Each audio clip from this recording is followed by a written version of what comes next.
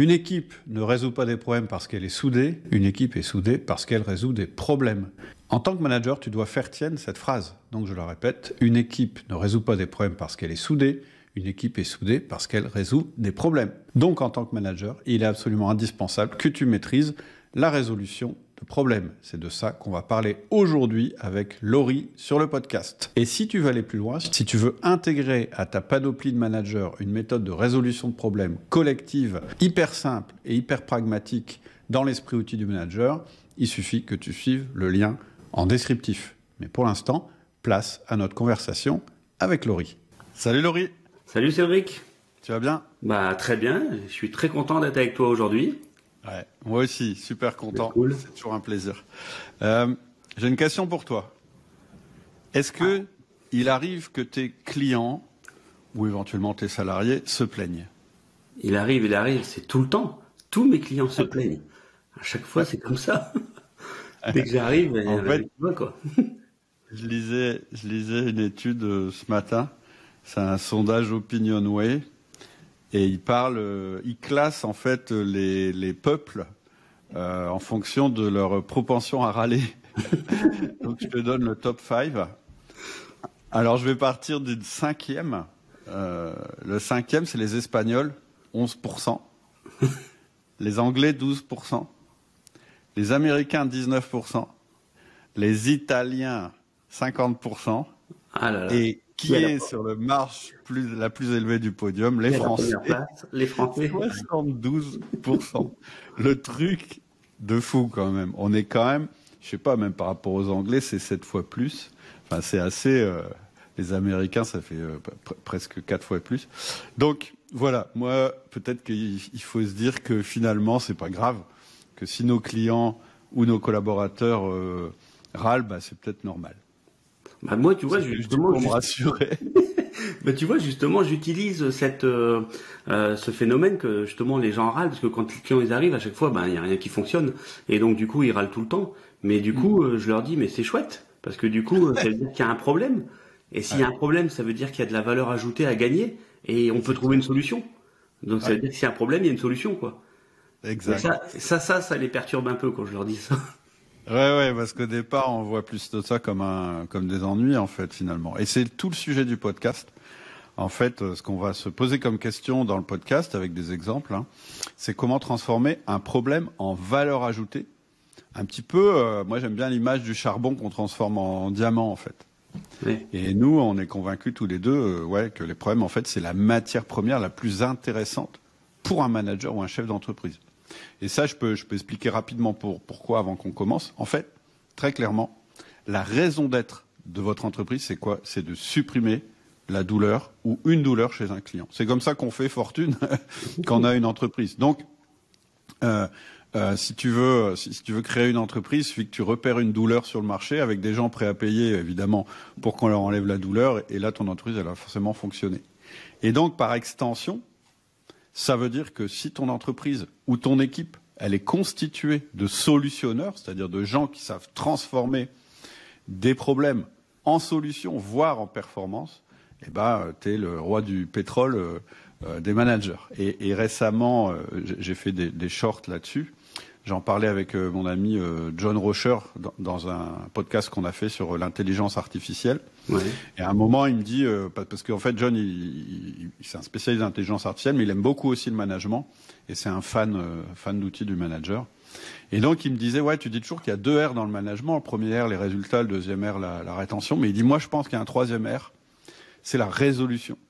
Et il dit, la caractéristique d'un manager qui réussit dans une entreprise, c'est aussi que c'est quelqu'un qui est capable, avec son équipe, de résoudre des problèmes. Et il disait d'ailleurs, c'est ce qui fera la grande différence avec l'intelligence artificielle, etc. C'est cette relation que tu peux créer avec ton équipe pour résoudre des problèmes. Et ça, je suis 100% d'accord avec lui. Donc, je suis prêt à un petit peu revenir sur le dogme outil du manager, les 2 R, et en rajouter un troisième qui est la résolution, c'est sûr, ça va marcher. Et en fait, d'ailleurs, ça me fait dire que c'est un peu la manière dont on s'est rencontrés. Oui. En fait, tu étais venu dans mon bureau, tu étais consultant à l'époque. Et puis, je crois que j'avais assisté à une petite conférence que tu avais fait à la chambre de commerce. Ouais, c'est ça, ouais. Ouais. Et puis après, t'es venu à la boîte et puis c'était ta question. Tu m'as dit, bah en fait, vas-y, c'est quoi les problèmes dans ta boîte? Et là, je me suis mis, pour une fois que je pouvais me plaindre, je me suis mis un peu à déverser tous mes problèmes. Donc, c'est quoi les problèmes qu'on a classiquement dans une boîte? Bah moi, j'avais des clients qui se plaignaient du niveau de prix. On avait beaucoup d'incidents de livraison.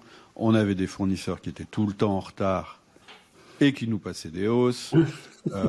J'avais des salariés qui s'entendaient pas entre eux, le service machin qui prend une pause dès que j'ai le dos tourné, le commercial qui refuse de prendre les clients au téléphone quand ils sont furieux, mes clients qui me disaient, ça je m'en souviens, que quand ils appelaient chez nous, ils avaient l'impression de débarquer comme un éléphant dans un magasin de porcelaine ou comme dans un jeu de quilles. On a l'impression de vous déranger quand on vous appelle. Et ce que je me souviens qui m'avait fait rire, c'est qu'à chaque fois que j'évoquais un problème, tu me faisais ton sourire s'élargissait et ton regard brillait de plus en plus. Ouais, tu nourrissais à chaque fois. Alors déjà, tu faisais partie des 72% des Français. Ouais, tout d'un coup, j'avais rejoint la majorité. Mais c'est vrai qu'à chaque fois, tu nourrissais un peu la méthode, parce que moi, je pars du principe que on a un problème. Ben chic, il y a un problème. Donc s'il y a un problème, il y a une solution.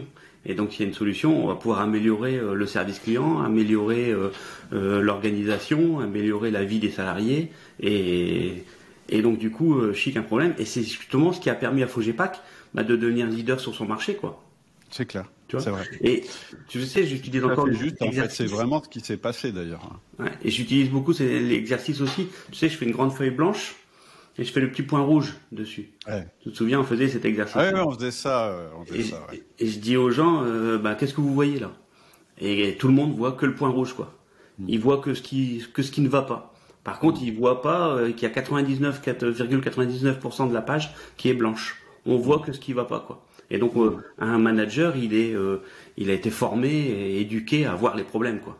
Sauf qu'après, une fois qu'il a le problème, il sait plus comment faire, généralement. C'est ça, ouais. On est assez désemparés. Et en plus, il y a un autre truc qui est vraiment intéressant. Pour moi, c'est l'autre axe qui va être intéressant de développer dans le podcast. C'est que, et c'est pour ça que le 3e R, il est important aussi, spécialement pour le manager, c'est que vraiment réussir à animer son équipe, à la former pour qu'elle sache résoudre des problèmes en groupe. Non seulement ça crée de la valeur puisqu'on résout des problèmes, on va en parler, mais aussi ça renforce la cohésion de l'équipe, la motivation des gens, et donc ça nourrit les 2 autres R du management. C'est-à-dire que quand tu fais de la résolution de problèmes avec ton équipe, non seulement tu crées des résultats, de la performance, à condition de résoudre les bons problèmes et de la bonne manière, évidemment, mais en plus tu augmentes la rétention, c'est-à-dire la fidélité de tes collaborateurs. Et par les temps qui courent, c'est quand même hyper important d'avoir des collaborateurs qui ont envie de rester dans ta boîte, quoi. Hein, parce qu'aujourd'hui, recruter, c'est pas évident. Donc vraiment, une des manières d'augmenter très très fort l'attachement des personnes à la boîte ou à l'équipe, c'est de lui faire résoudre des problèmes en groupe. Et on en ressort vraiment plus soudé. Et ça donne aussi un sentiment, non seulement d'appartenance, mais aussi un sentiment d'utilité aux personnes qui vont résoudre le problème. Donc finalement, c'est ce que je disais, en fait, oui, les problèmes, on n'aime pas ça, on n'aime pas en avoir sur son bureau, etc. On n'a pas envie de voir le point rouge qui va rester sur notre bureau, mais en même temps, c'est la matière première qui va augmenter notre qualité de management. D'accord. Je pense qu'on a été coupé, Cédric, pendant un petit bout de temps, pendant une petite minute. Peut-être. Ouais, mais c'est pas grave. Hein, on est enregistré en local, donc c'est pas grave. Ok, ça marche. Bon, allez, c'est reparti alors. Enfin, j'espère. On verra au montage. Et moi, il y a un truc qui m'est revenu justement en te disant ça, c'est que tu m'avais dit, mais comment enfin, non, c'est pas ça que tu m'avais dit. Tu m'avais dit, bon, bah moi, je suis prêt à animer ton équipe et lui apprendre à résoudre des problèmes. Et tu m'avais dit, à ton avis, il faut mettre qui dans l'équipe? Et je vais commencer à en parler. Et je me souviens que tu m'as dit, ouais, mais est-ce qu'il y a quelqu'un que tu n'as pas mis dans l'équipe parce que c'est quelqu'un qui est, entre guillemets, problématique dans l'entreprise? Et c'était le cas. Et tu m'as dit, non, le plus râleur d'entre eux, je le veux dans l'équipe, ce mec-là. Et c'était marrant. Et je me souviens, ça m'avait paru, je m'étais dit, enfin, ouais, c'est bien, il choisit la difficulté, mais bon. Et en fait, ce que j'avais observé, qui était extraordinaire, c'est que ça a complètement retourné cette personne. C'est-à-dire qu'elle est passée du statut je freine, je râle tout le temps, je critique tout, l'avenir, il n'y a pas d'avenir, etc., à un statut hyper actif, au contraire, dans le fait de faire avancer l'équipe. Et ça, on le fait encore régulièrement. Hein. Régulièrement, je demande justement de mettre les gens les plus réfractaires, les plus revendicateurs, parce que du coup, ces gens-là, c'est une fois qu'on les a remis dans le bon sens, ils entraînent les autres avec eux. Parce que les autres, ils se disent, bah tiens, si même Bernard qui était râleur et tout, et qui d'habitude est contre tout, et là même lui, il veut y aller, bah on emmène les autres, quoi. C'est beaucoup plus facile, quoi. Et généralement, quand ils râlent, c'est pas parce qu'ils sont mécontents, c'est qu'ils ils voudraient améliorer quelque chose, ils s'aperçoivent que ça bouge jamais, ça change jamais, et du coup, à force, ils sont un peu lassés, quoi. Et là, quand on les met aussi dans l'action, c'est plus pareil, quoi. Ils sont plus spectateurs, on les met acteurs, et là, ils sont dans l'action. Et là, dans la vie, tu te soumets ou tu te démets. Et donc, généralement, 90% des gens se soumettent et rentrent en action dans la résolution du problème, quoi. Donc c'est pour ça que la résolution du problème, c'est un bon moyen justement aussi d'emmener tout le monde et de fédérer tout le monde, quoi. Mais pour ça, il faut une méthode. Et puis ouais, c'est clair. Oui. Après, il faut voir comment je fais pour engager les personnes, parce que sinon, ça va rester le bureau des plaintes. Et alors, il y a rien de pire que l'inverse, c'est-à-dire une réunion où on parle de tous les problèmes et on ressort et on a toujours tous les problèmes. La seule différence, c'est qu'on s'est encore plus plombé en parlant ensemble. Mais j'ai une autre théorie d'ailleurs par rapport à ces personnes qui peuvent paraître problématiques dans l'entreprise et qu'on essaye de plus écouter, qu'on essaye d'isoler. Ouais. C'est que je pense qu'en fait, c'est des gens, ils ont une grande énergie en fait en général. Elle est juste pas orientée de la bonne manière. Et si on réussit à transformer cette énergie et à la mettre au service de l'équipe, on leur donne une place dans l'équipe. Et effectivement, je suis d'accord avec toi sur le fait de... Les autres, déjà, ils disent, machin, il est toujours opposé à tout, et là, il est d'accord, c'est formidable. Mais en plus, je pense que ces personnes-là, en fait, leur frustration, elle est justement qu'il n'y ait pas d'outil de résolution de problèmes dans l'équipe. C'est quelqu'un, en fait, qui est super déçu, finalement, cette personne qui a beaucoup d'énergie, qui est déçue. Et quelqu'un qui a beaucoup d'énergie, qui est déçu et qui broie du noir, un jour, c'est une bombe à retardement dans l'entreprise. Donc effectivement, moi j'avais trouvé ça au début contre-intuitif quand tu m'as dit non, machin, il faut l'intégrer. Je t'ai dit t'as pas peur, etc. Et en fait, c'est incroyable. Ça a complètement, effectivement, retourné la personne dans le bon sens du terme. Ouais, ça l'a mis en action. Alors, ça leur a permis de s'aligner tous. Ouais.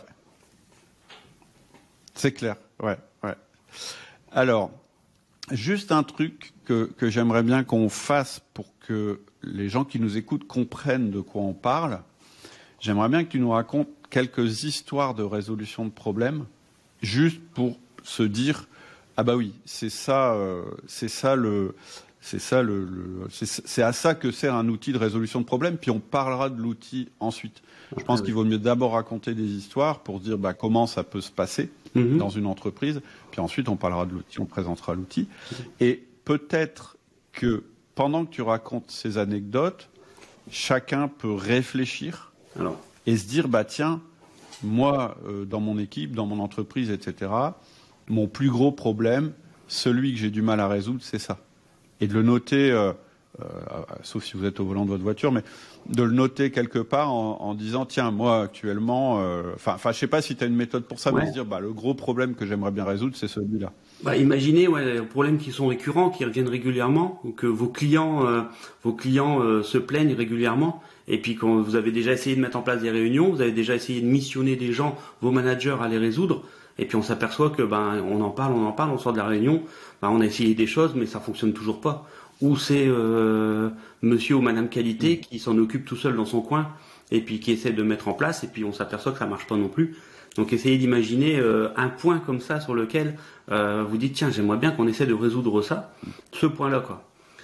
Donc du coup des histoires, j'en ai plusieurs qui me viennent à l'esprit et donc juste avant qu'on commence, client interne. Enfin, client, c'est client interne ou externe d'ailleurs, parce que par exemple un service comptabilité, il a des relations avec l'extérieur évidemment, mais il a aussi des relations avec l'intérieur. Donc le client, ça peut être quelqu'un en interne. Il n'y a pas de différence pour nous.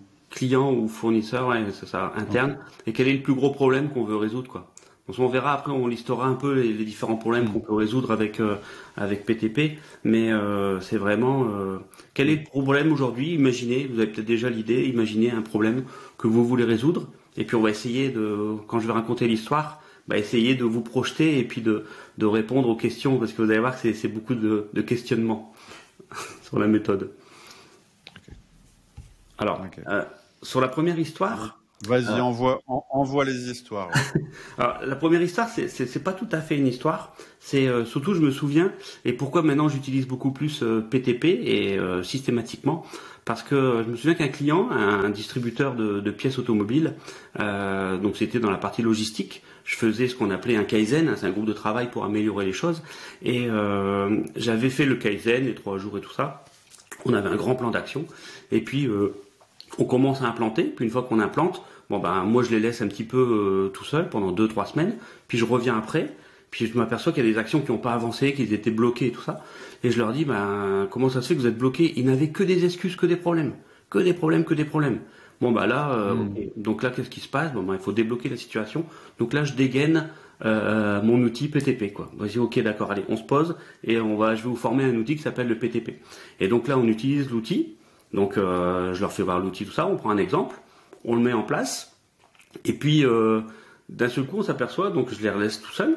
Et puis d'un seul coup, je m'aperçois, je reviens 2 semaines après, et là, c'est toute l'équipe qui a avancé dans le plan d'action.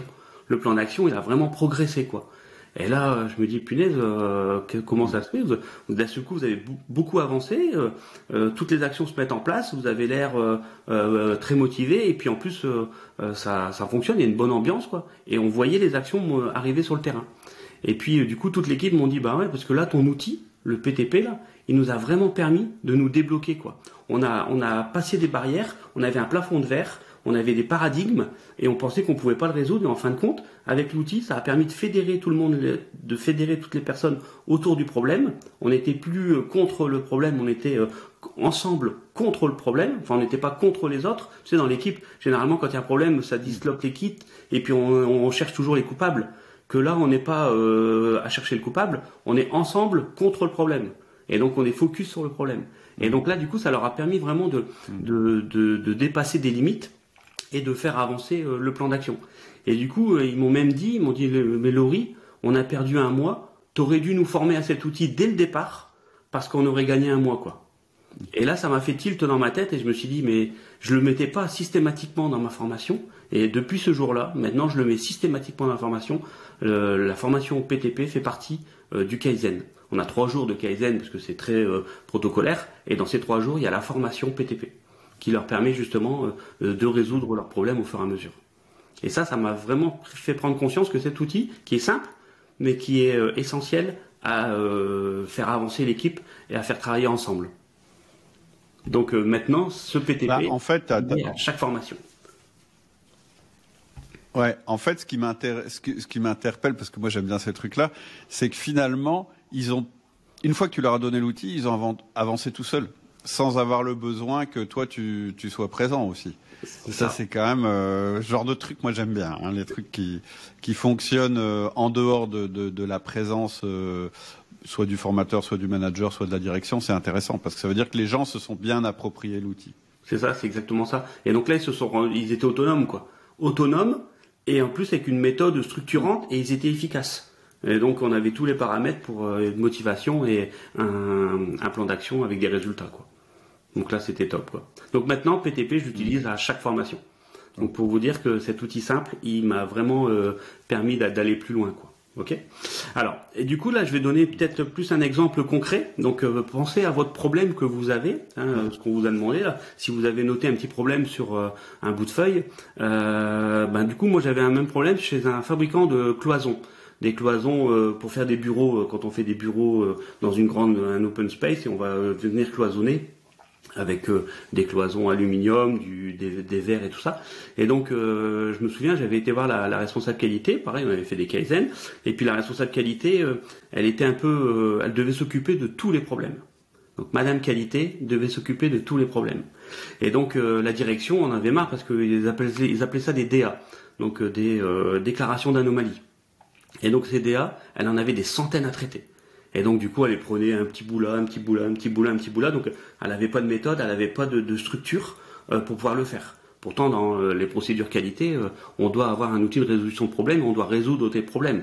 C'est la base aussi de l'ISO, quoi, de faire voir que ces processus ils s'améliorent. Et du coup, j'ai commencé à la questionner, à la laisser parler.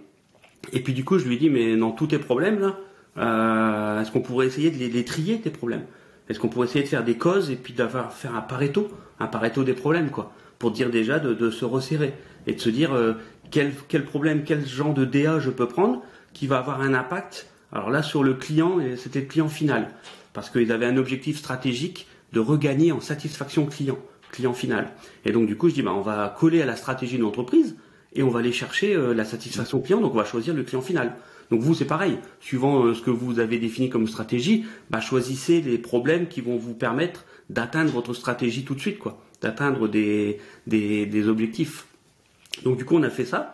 Puis on s'est aperçu qu'elle a fait son tri et elle s'est aperçue que dans les DA, c'était surtout des manquants dans les livraisons qu'il y avait chez les clients. Et ils s'apercevaient des problèmes chez le client. Il y avait des manquants. Donc ça engendrait une insatisfaction client. Ça engendrait il fallait repréparer une commande, il fallait la renvoyer, donc une perte de productivité, parce que le temps que j'étais en train de produire une commande à non-valeur ajoutée, parce qu'elle était déjà payée, et donc il fallait la refaire, et en même temps ça engendrait des coûts d'expédition supplémentaires sans recette en face. Donc triple peine, quoi, sur le même problème. C'est clair. Et donc du coup... Là ça valait le coup d'aller taper dessus. D'aller investiguer, mais que je m'étais aperçu, c'était qu'elle investiguait tout le temps seule. Et elle se battait contre tous les services. Parce que quand tu vas en production, qu'ils ont des soucis de production, ils ont des problèmes d'absence, ils ont des problèmes de matière, ils ont des problèmes de machines, et ainsi de suite, et elle arrive là avec son problème à elle, et c'est Madame Qualité, on la voit arriver, dire c'est bon, on a encore un problème, on n'a pas de temps à s'occuper avec toi, et ainsi de suite. Et donc ça, c'était compliqué, quoi. Elle se sentait seule dans l'entreprise. Et ça, je pense qu'il y a beaucoup de nos auditeurs qui doivent se dire, mais moi, c'est un peu la même chose, quoi. Quand j'arrive avec mes problèmes, c'est plus facile d'arriver avec une solution ou d'arriver avec quelque chose de positif qu'avec quelque chose de négatif. Donc, du coup, elle se sentait seule. Et du coup, PTP, ça a vraiment permis à la responsable qualité, justement, de plus se sentir seule. Parce que la première étape dans PTP, c'est de constituer une équipe. Et donc du coup, tout de suite, quand on constitue une équipe, on se sent beaucoup moins seul, et puis on va arriver à fédérer les gens.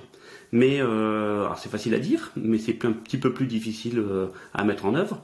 Alors pour revenir sur les chiffres, on avait à peu près 31 DA sur l'année sur ce manquant, sur les problèmes que l'on avait. Ok. Et du coup, je vais commencer à lui poser quelques questions. Et puis du coup, je lui dis ok, Madame Qualité, on va l'appeler comme ça, on va l'appeler Qualité. Je vais dire tiens Qualité,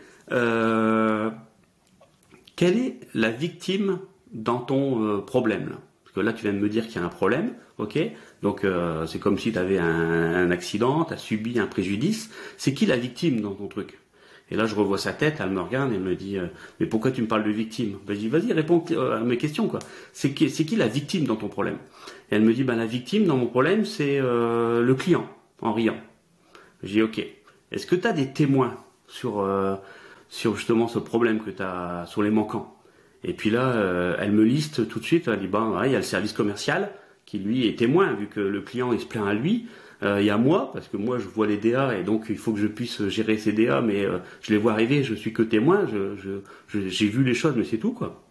Encore, je vois que la fin, et puis après je sais pas, quoi, je vois pas qui peut y avoir d'autre, quoi.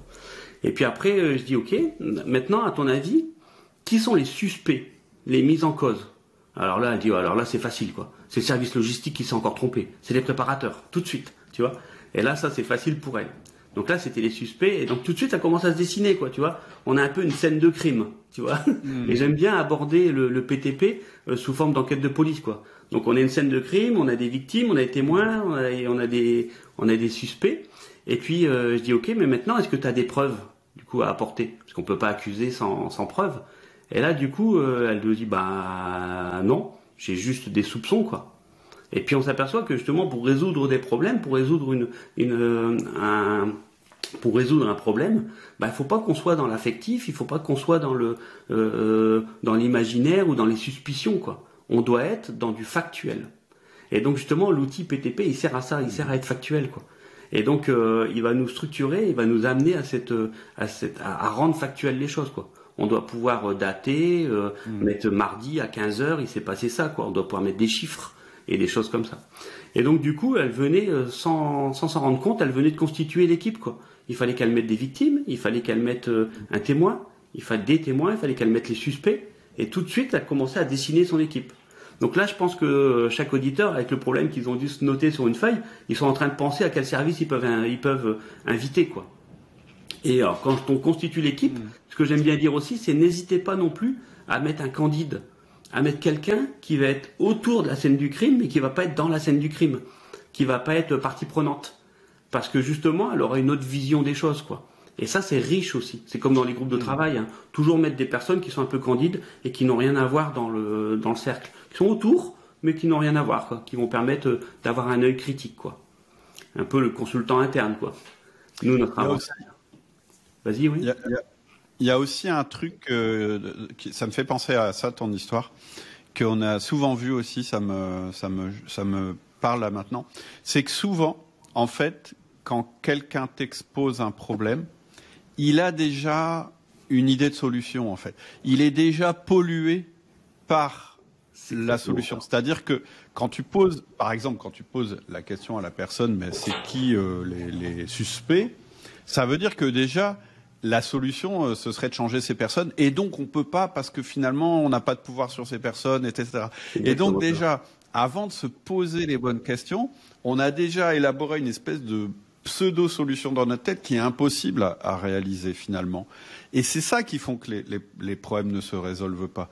Alors qu'avec une méthode systématique où on détermine vraiment les causes sources de ce qui s'est passé, ça nous empêche d'aller trop vite à la solution. Moi, j'avais souvent remarqué ça aussi. Exactement, quand on faisait de la résolution ensemble. Oui. C'est faut freiner à mort les solutions qui nous paraissent évidentes parce que c'est quasiment jamais ça qui va sortir à la fin et qui va permettre de résoudre le problème.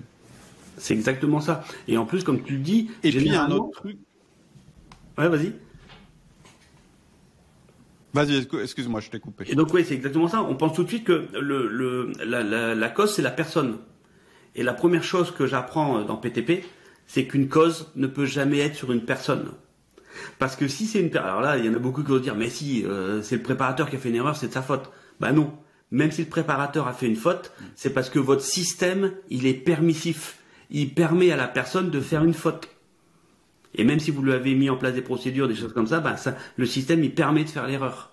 Et donc, du coup, c'est là où il faut être ingénieux pour trouver des astuces pour empêcher de faire des erreurs, quoi. On doit rendre robustes nos processus. Notre processus, il doit être robuste. Si on peut faire des erreurs dans le processus, c'est que le processus n'est pas assez robuste. Donc déjà, premier constat et premier apprentissage, c'est qu'une cause ne peut jamais être sur un humain. Jamais, jamais, jamais. Ça peut jamais être une personne. Sinon, vous tuez la personne. Moi, je leur dis toujours, pouf, je te tue la personne, je t'en mets une autre, et je m'aperçois que j'ai toujours les mêmes problèmes, quoi. Donc, je m'aperçois que les problèmes, c'est pas la personne, quoi. C'est le process.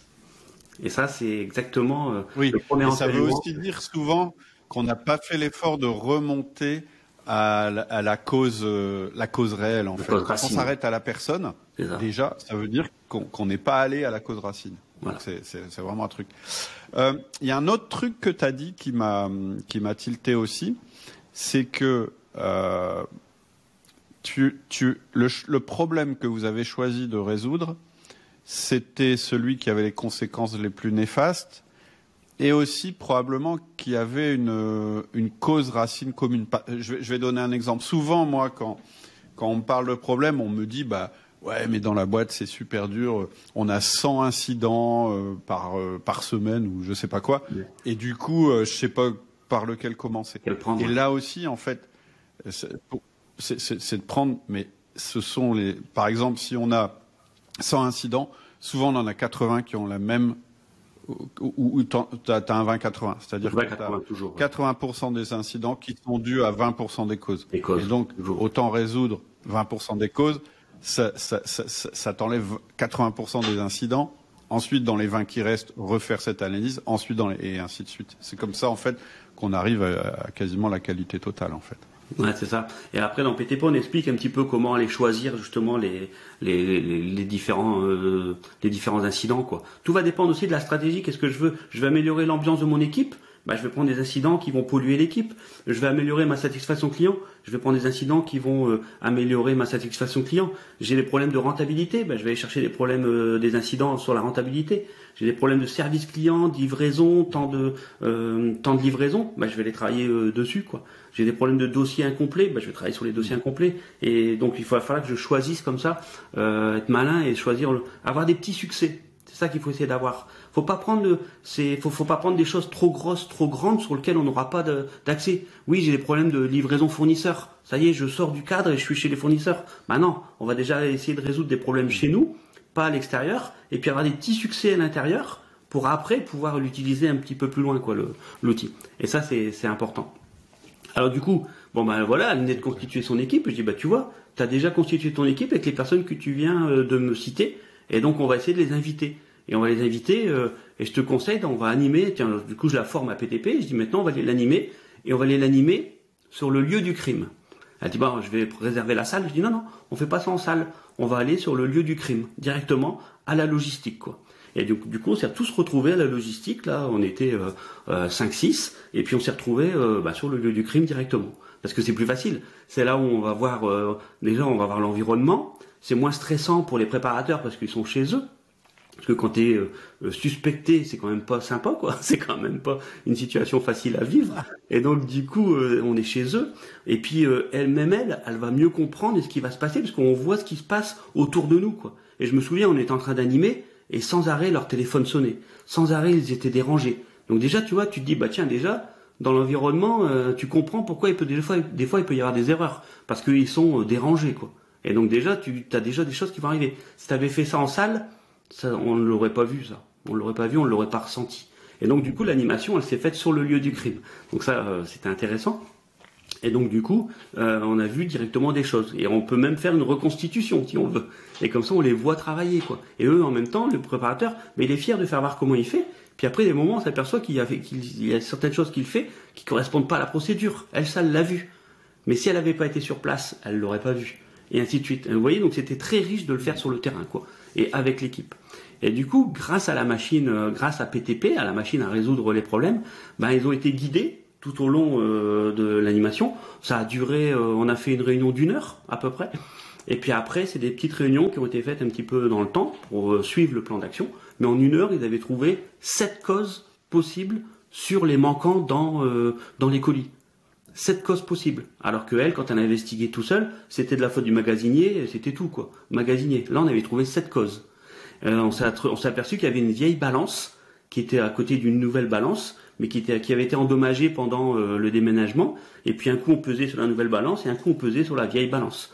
Et la vieille balance, elle pesait mal. Quand on pèse des vis, bah, du coup, il y avait tout le temps des manquants.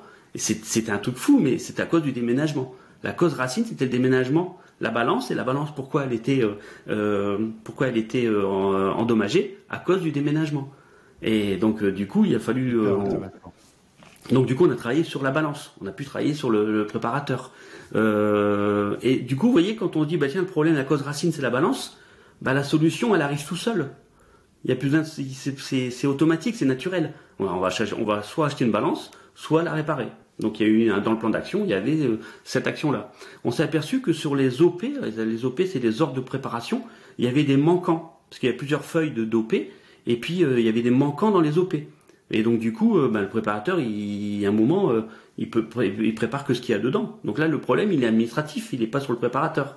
Ensuite, on s'est aperçu qu'il y avait des références, ils appellent les références 250 et 260, et c'était sur 2 pages différentes. Alors c'est des produits spécifiques, hein, des accessoires spécifiques, mais ils étaient sur des pages séparées, sauf qu'ils doivent être ensemble. Et donc comme ils sont séparés, le magasinier il pouvait se tromper, des fois il pensait qu'il les avait mis ou pas. Ils ont trouvé l'astuce de dire, le magasinier disait, si vous me les mettez côte à côte, pour moi c'est beaucoup plus facile, quoi. Et donc à l'administratif, à la sortie des OP, ils ont regroupé les références.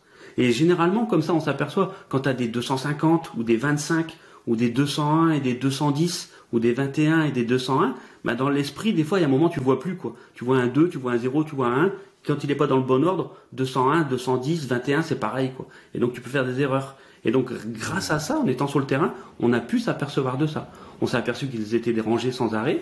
Puis après, on s'est aperçu qu'il n'y avait pas de gestion de stock dans l'atelier, quoi. On mettait des cartons, on mettait des produits, puis il n'y avait jamais de réappro, tout ça. Bon, bah tant pis, il n'y a plus, et puis et c'est tout, quoi. Et donc du coup, on a sorti 7 causes possibles, juste en 1 heure, quoi. Alors qu'elle, avec sa méthode d'avant, elle n'arrivait pas à sortir les différents problèmes, et surtout, elle n'avait pas réussi à fédérer les gens, quoi. Et là, alors comme tu disais, c'est exactement ça. Par contre, il fallait freiner les gens, parce qu'ils étaient tellement enthousiastes qu'ils partaient, il y avait plein de solutions qui arrivaient, mais à chaque fois, on revenait sur les causes racines et sur du factuel, quoi. Et ça a permis de guider, quoi.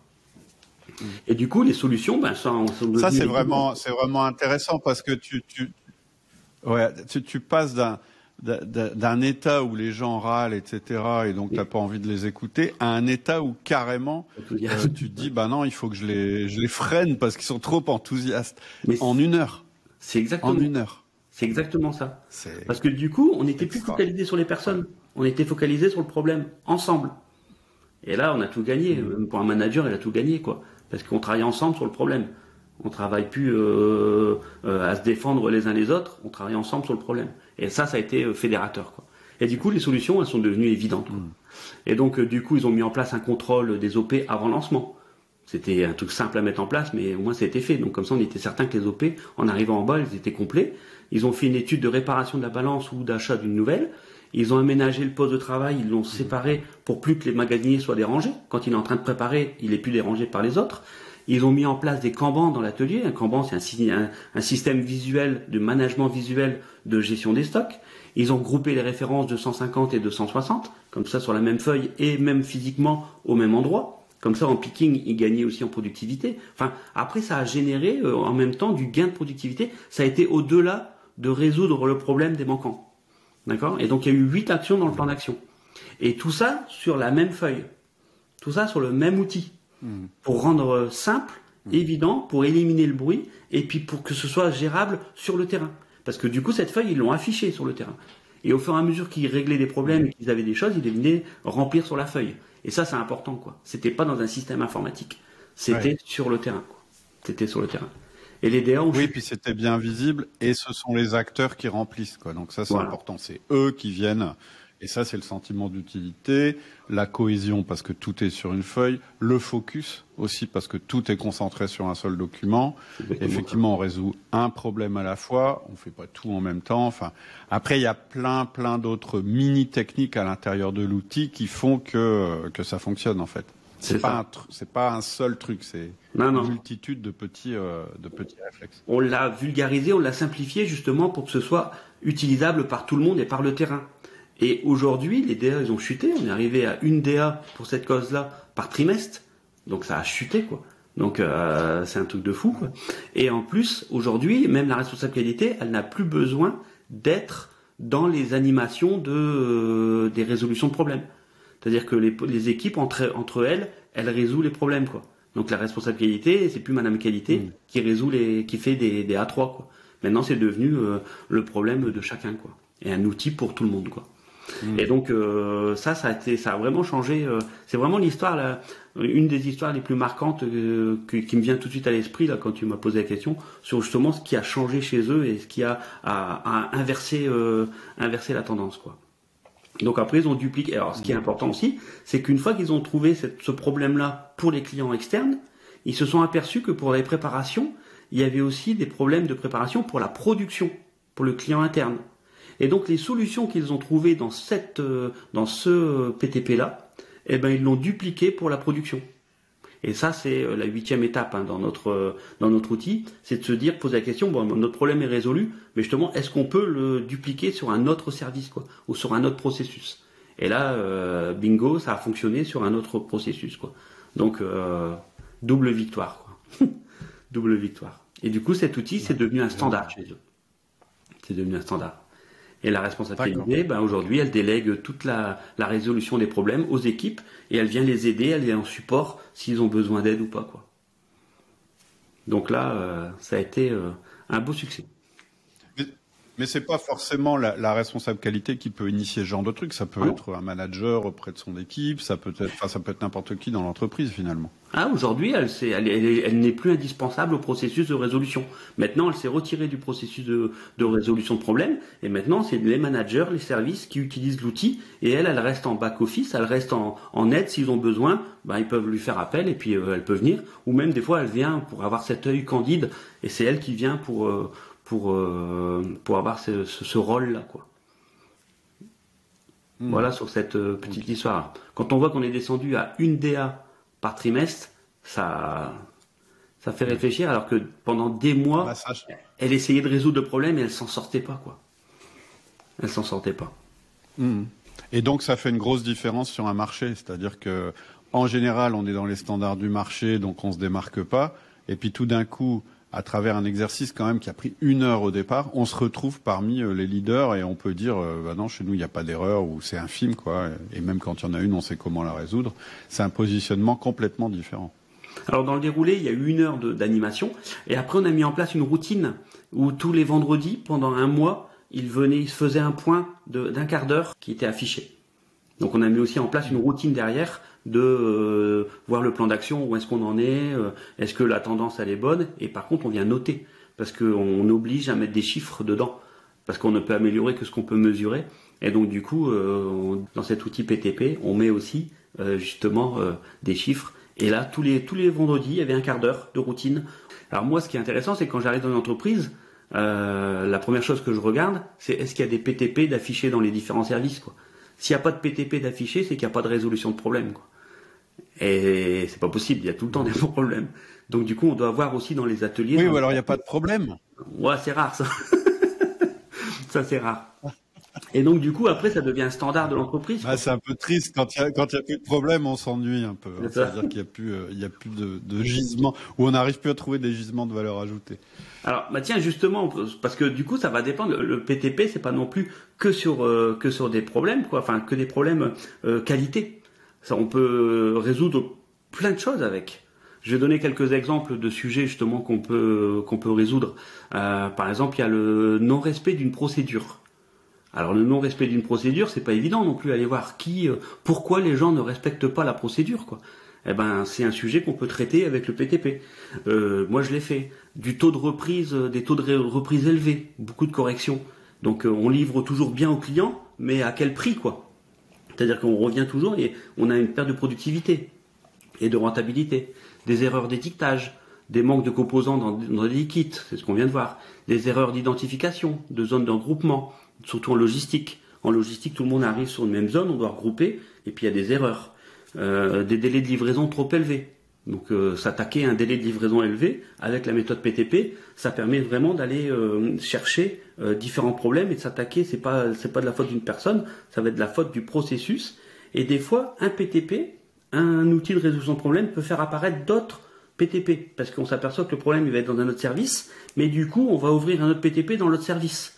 Donc il peut y avoir, ça on l'explique aussi dans la formation, c'est que une résolution de problème, elle peut en ouvrir plusieurs. Donc on peut avoir un PTP pair avec des PTP fils en dessous pour justement régler le problème. À chaque fois, il faut redescendre à un maillon qui est gérable avec l'équipe et sur lequel on a la main, sur lequel on va avoir une action possible. Du manque de place, trop de déplacements, trop de déchets. Des délais de réponse de réclamation aux clients trop élevés. On a un standard où on doit répondre en moins de 48 heures et on répond jamais dans les 48 heures. Des palettes dévoyées. Les délais de paiement de factures fournisseurs qui sont beaucoup trop longs. Et donc du coup, on peut utiliser aussi la méthode PTP pour résoudre ces problèmes, quoi. Et puis de multiples sujets encore. On l'a déjà utilisé pour gérer des postes goulots. Les goulots d'étranglement dans des productions, pour trouver les solutions pour gérer le poste goulot. Manque de place, et tout des choses comme ça, quoi. Des sujets, il y en a plein, quoi. Il y en a plein. Ok. Ouais. Écoute, merci pour les anecdotes et puis pour les exemples, parce que souvent c'est ce dont on manque, en fait. Quand moi je parle de l'outil, moi je suis assez enthousiaste sur l'outil, j'ai toujours du mal à l'expliquer, parce que c'est dur d'expliquer vraiment ce qui se passe sans l'expérimenter, je trouve. Ouais, c'est Et ça. moi, il y a un truc qui m'impressionne à chaque fois, en fait, aussi, dans la démarche, c'est que c'est assez simple, finalement, et élégant. Et je trouve que, en fait, il y a deux manières de créer de la valeur ajoutée dans une boîte. Tu as une manière, je dirais, moi j'appelle hard, et une manière smart. La manière hard, c'est je vais chercher plus de clients, je vais travailler plus, je vais ajouter des choses, je vais trouver des nouveaux produits à développer, je vais mettre de la pression sur les cherche de la équipes. progression Pour à moi, chaque c'est la fois. manière hard. C'est ça. Et en général, en fait, c'est un peu la méthode traditionnelle, un peu bourrine de développer une boîte, de développer une équipe, etc. Et en général, c'est souvent une direction, elle met plutôt l'accent là-dessus. Et après, il y a une autre méthode que l'on va appeler la méthode SMART. Donc, moi j'aime bien la phrase Oui. Don't work hard, work smart. Ou au contraire, on va partir des problèmes, c'est-à-dire on va partir de ce dont on discute tout le temps dans l'équipe, de ce dont on se plaint, etc. Et à l'intérieur de ça, c'est là qu'on va trouver des gisements de valeur ajoutée ou des éliminations de non-valeur ajoutée qu'on peut faire. Et en fait, ça va générer autant, voire plus de performance. Et surtout, ça va générer cette performance de manière comment je vais dire, plus écologique dans le sens initial du terme, c'est-à-dire que plutôt que de détruire, je veux dire, ou de tirer sur les ressources, etc., au contraire, on va simplifier, on va rendre les choses plus simples, on va rendre les choses plus agréables à faire, etc. Et c'est ça qui va générer, en fait, finalement, la valeur ajoutée qu'on recherche. Donc pour moi, en plus, c'est quand même une manière de faire qui correspond beaucoup plus à notre époque, à notre temps, et aussi aux aspirations des salariés en général. Donc c'est ça que j'aime bien aussi dans les exemples que tu donnes. Et je trouve qu'en fait, finalement, c'est beaucoup plus fort de créer de la valeur ajoutée de cette manière-là. En tout cas, c'est un outil qui permet de le faire. Alors, on va pas créer de la valeur ajoutée, on va éliminer de la non-valeur ajoutée. On va nettoyer un processus, quoi. On va nettoyer un service, donc de façon smart. On va pas ajouter des choses. La perfection est atteinte. C'est Antoine de Saint-Exupéry qui dit ça. La perfection est atteinte non pas lorsqu'il n'y a plus rien à ajouter, mais lorsqu'il n'y a plus rien à retirer. Et donc l'idée c'est ça, quoi. C'est de travailler de l'intérieur et de rendre efficient notre processus, notre service, notre organisation, quoi. Et donc PTP, il sert à ça, quoi. Il sert à ça. Et alors aussi l'autre chose qui moi à chaque fois me stupéfie, c'est que quand on regarde la solution à un problème qui nous enquiquine depuis des années et des années, souvent c'est un truc tout bête que que personne ne voit, je sais pas pourquoi, par habitude ou parce qu'on n'a pas regardé au bon endroit, etc. Finalement, t'enlèves un truc ou tu modifies légèrement un truc comme la balance dont tu parlais tout à l'heure et boum, d'un seul coup, ça devient évident. Je veux dire, c'est magique hein, quand tu trouves. Bah, c'est un peu. Alors, la méthode. C'est ça, c'est qu'en fait, on fait remonter l'évidence, en fait, finalement. Ouais. Mais du coup, c'est un peu comme un oignon, tu sais. Le problème, il est, on enlève couche par couche, quoi. Tu vois, on enlève couche par couche du bruit, de ce qui nous dérange, de ce qui nous aveugle, et donc du coup, on va les retrouver, ce que moi j'appelle la cause fondamentale, la cause racine. Et une fois que tu as la cause racine, bah c'est évident la solution. Et donc du coup, on le voyait pas parce que c'était caché par plein d'autres choses. Et donc la méthode, elle te permet d'enlever couche par couche pour atteindre justement la cause fondamentale. Et ça, c'est vraiment le point clé de l'entreprise, quoi. De l'entreprise, pardon, le point clé de l'outil qui permet d'aller justement à ça. C'est la clé de la réussite. Trouver la cause fondamentale. Et cet outil permet de faire ça, quoi. Et du coup, la solution, elle est évidente et en plus, elle est pérenne, quoi, la solution. C'est ça qui est important. Parce qu'on a tué la cause racine. Ouais. On n'a pas mis un pansement sur une jambe de bois, quoi. Et donc, du coup, la machine à résoudre. Ouais, c'est ça aussi. Donc ça c'est important, quoi, parce que on n'a pas, tiens, il y a une fuite d'eau, moi je dis toujours il y a une fuite d'eau, ouais mais le sol il est mouillé, bah mets une bassine et puis ça sera plus mouillé, mais on n'a pas résolu le problème de la fuite d'eau, quoi. Mais ouais, oui, ça y est, le sol est plus mouillé, ça c'est un pansement sur une jambe de bois, quoi.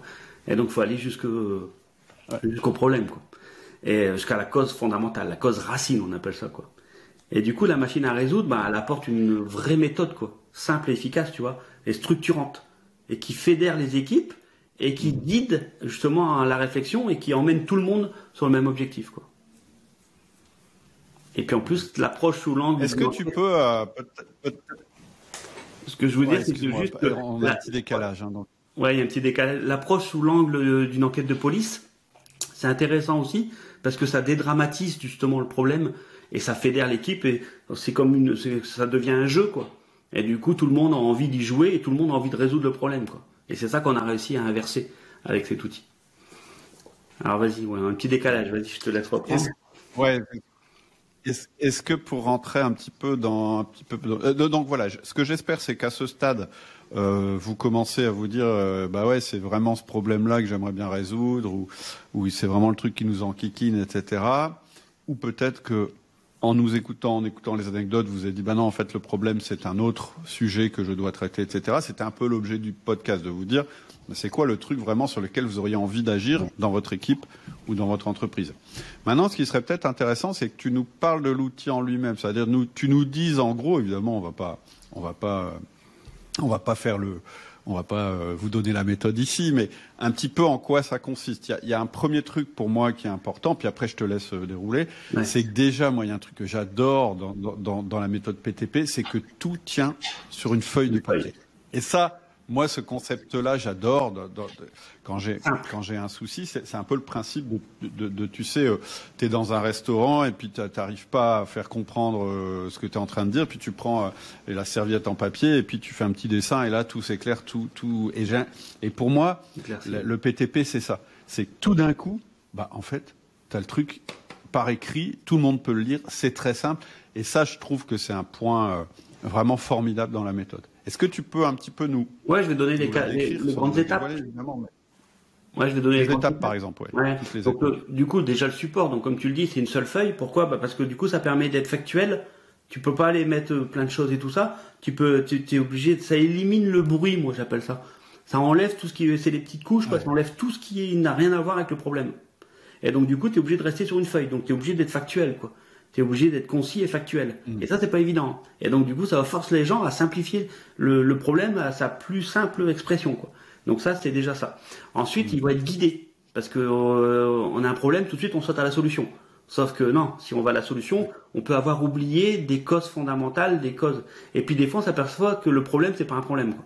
C'est-à-dire que on va démarrer et dire, bah, tiens, voilà, il y a une insatisfaction client. Le client, il râle. On l'a eu au téléphone, tout de suite, c'est chaud et tout ça. Et puis, on s'aperçoit que quand on commence à mesurer, parce qu'on va on guide, on dit, OK, il y a un problème, mais maintenant, combien t'en as par semaine? Et donc, du coup, on doit mettre des chiffres. Et des fois, le problème, le PTP, il s'arrête à cette étape-là. Parce qu'on s'aperçoit qu'on n'a pas assez de données chiffrées. Ou sinon, quand on mesure, on se dit, c'est bon, c'est 1 pour 1000. Bon, bah, c'est pas un problème. On l'arrête là, le PTP. On va pas plus loin. Parce que justement, il n'est pas fondé le problème. C'est arrivé une fois, c'est une exception. Bon bah tant pis, on s'occupe pas de ce problème-là. Donc du coup, ça permet d'être donc une feuille et tout de suite mettre quelques chiffres. Donc ça c'est important. Et puis après, ça vous guide par des questionnements. Hein, c'est un peu le système maïotique où on va apporter différentes questions pour enlever les différentes couches de mon oignon. Et puis c'est par ce questionnement qu'on va y arriver. Mais du coup, faut pas sauter des étapes. Donc on est obligé de passer par les étapes. Et si on en saute une étape, on la voit, parce qu'on est obligé de noter des choses dans le papier. Donc du coup, ça apprend aussi les personnes à avoir une méthodologie de résolution de problèmes. Et tout cela même. Donc on passe par les étapes. C'est ça qui est fort dans la méthode.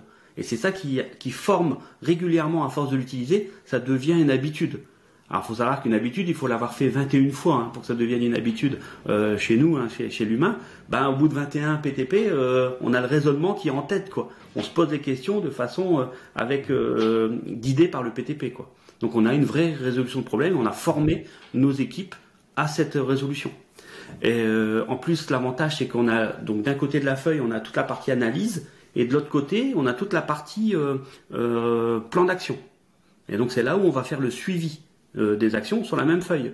Et en même temps, on va pouvoir aller revoir les causes fondamentales. Est-ce que les problèmes se résolvent au fur et à mesure, quoi.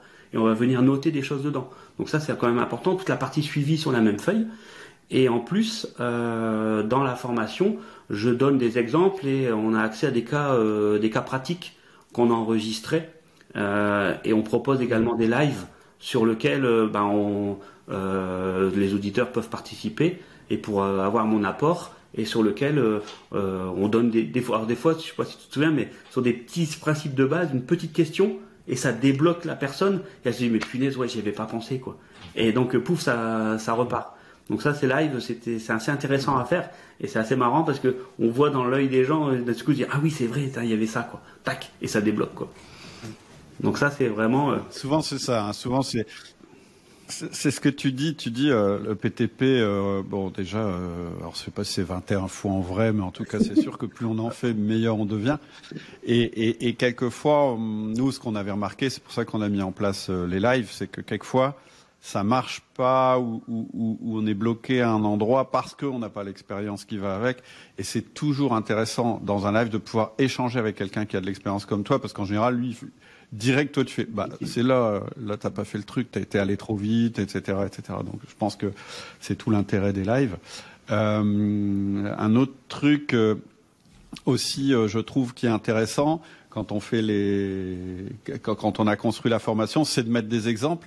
Et en particulier, je me souviens qu'un des exemples, je les ai plus tous en tête, mais il y a un des exemples où, en fait, c'était, je crois, un PTP dans une boîte où il y a pas où tout est en remote, c'est-à-dire qu'il n'y a pas de on peut pas être sur place en fait finalement, parce qu'il n'y a pas de sur place. C'est une société virtuelle, digitale, etc. Ouais, et souvent on a cette question, on dit ouais, mais est-ce que ça marche dans une boîte qui est pas en dur quoi? Et évidemment oui, ça marche. Oui. Il y a 2-3 petits trucs à adapter. L'un d'eux, par exemple, c'est d'avoir un document qui est pas extensible, parce que c'est le problème des outils électroniques qui sont tellement plus puissants que un bout de papier et un crayon, que du coup on se perd en route quoi. Et nous voilà, il y a des petits trucs à faire pour pas perdre la simplicité du processus. Et je pense que il me semble qu'on a mis un exemple concret. Hein, oui, il y a un exemple concret. Oui, il y a un exemple concret et retour sur les lives dans la formation. Ouais. Parce que du coup, ça permet de guider. Quoi. Ça permet de guider. Et l'étape la plus importante du BTP, c'est la cause racine. C'est de trouver la cause racine. Et là, carrément. On a beaucoup. C'est là-dessus qu'il faut passer du temps. Et c'est parce que ça, une fois que ça c'est bien fait, le reste, ça découle. Quoi. C'est facile, quoi. C'est facile. Ouais. Mais en même temps, moi je comprends la frustration de dire ouais, mais on sait ce qu'il faut faire, on a envie d'y aller. En fait, on a envie de capitaliser sur l'enthousiasme qu'on a généré. Et en fait, c'est exactement l'inverse qu'il faut faire. Plus tu vas freiner l'enthousiasme, en plus hein, en termes d'animation, hein, ça je parle pas en termes vraiment de résolution, plus tu as généré d'enthousiasme et que tu le freines, etc., que tu le diriges, plus en fait l'enthousiasme augmente finalement. Ouais. Et c'est ça qui est bien. Et l'erreur à faire, ce serait de dire ah bah ça y est, on a trouvé la solution, donc on y va, et comme ça va pas marcher, on le sait hein, si on s'est planté de cause racine, ça marche pas, et ben alors là, on aura fait ce qu'il y a de pire, c'est-à-dire qu'on aura généré un enthousiasme et on l'aura déçu. Alors que l'idée c'est l'inverse, c'est de le faire monter, et de résoudre le problème pour pouvoir le refaire mieux la prochaine fois et ainsi de suite. Ouais, justement dans la formation, bah écoute, j'ai donné des exemples aussi d'animation et de ce qui peut se passer et qu'est-ce qu'il faut faire pour retenir quoi. Et l'animateur, il donne un peu d'énergie au début, hein. Il donne de l'énergie parce que pour retenir, il faut y aller quoi. Ouais, bien sûr. Et donc on donne un toutes les petites astuces d'animation aussi de comment il faut le faire quoi. Eh ben, je suis sûr que ça vous a donné envie d'essayer le truc. En tout cas, je te remercie hein, pour le temps que tu as passé à nous présenter le truc. Et puis, bon, voilà, si vous voulez aller plus loin, si vous voulez passer à l'action, c'est super simple. Hein, on met un lien en descriptif. En cliquant sur ce lien, vous allez recevoir un petit peu un résumé de ce qu'on s'est dit et un accès à la formation, si ça vous intéresse, avec des conditions avantageuses si vous décidez dans pas trop longtemps. Et puis moi, je voulais revenir, pour conclure, sur le rôle du manager dans l'entreprise. Je voulais redire que vraiment le manager de demain, c'est quelqu'un qui résout des problèmes avec ses équipes, parce que ça a plein de vertus, je vais pas revenir là-dessus. Et que, voilà, juste pour te projeter, si aujourd'hui tu as des réunions où en fait on parle beaucoup de problèmes, mais qu'à chaque fois pour les résoudre, c'est un peu le jeu de la patate chaude, c'est chacun rejette la faute sur les autres, bah c'est peut-être la clé justement pour faire arrêter ce jeu-là et passer à un autre jeu qui est beaucoup plus intéressant, qui est non, on va arrêter de parler des problèmes maintenant, on va les résoudre. Et ça, une fois qu'on a fait ce déclic-là, qu'on l'a fait une fois ou deux, ben voilà, c'est tout. Maintenant, après, la chose est enclenchée et c'est vraiment de cette manière-là qu'on crée une équipe ou une entreprise qui est constituée de personnes qui sont des solutionneurs, c'est-à-dire des personnes qui savent résoudre des problèmes. Je pense que c'est vraiment les meilleures équipes, mais pour ça, il faut une méthode. Donc c'est ce qu'on vous propose. Exactement. Ouais. Et ça change vraiment la donne, quoi. Ça change le rôle du manager, quoi. Et là, on travaille en équipe, ensemble, focus sur le problème, quoi. Et ça enlève toutes les tensions. C'est juste magique. Enfin, moi, je l'utilise maintenant à chaque formation, quoi. Ah ouais, c'est clair. Bah, je te remercie en tout cas pour ce bon moment et puis je te dis à bientôt. Mais ben de rien, et à très bientôt. Et bonne résolution à tout le monde. Au revoir. Ciao. Alors tu l'auras compris, en tant que manager, une catastrophe, ça serait de laisser des problèmes non résolus dans ton équipe. Parce qu'en fait, c'est ça qui sape le moral des troupes. On n'est pas là pour subir des problèmes, on est là pour résoudre des problèmes. Et donc, en ayant la bonne méthode, tu peux complètement inverser l'équation et ressouder ton équipe, développer la motivation en lui faisant résoudre des problèmes collectivement. C'est pour ça qu'avec Laurie, on a développé un outil très simple, c'est une formation très courte, qui va te permettre de maîtriser très rapidement ce qu'on appelle le PTP pour Problem to Performance, qui va te permettre, comme son nom l'indique, de transformer les problèmes de ton équipe en performance pour l'entreprise, tout en augmentant la motivation de tes collaborateurs, bref, le rêve. Pour accéder à cette méthode, il suffit que tu suives le lien en descriptif. Je te dis à bientôt. Au revoir.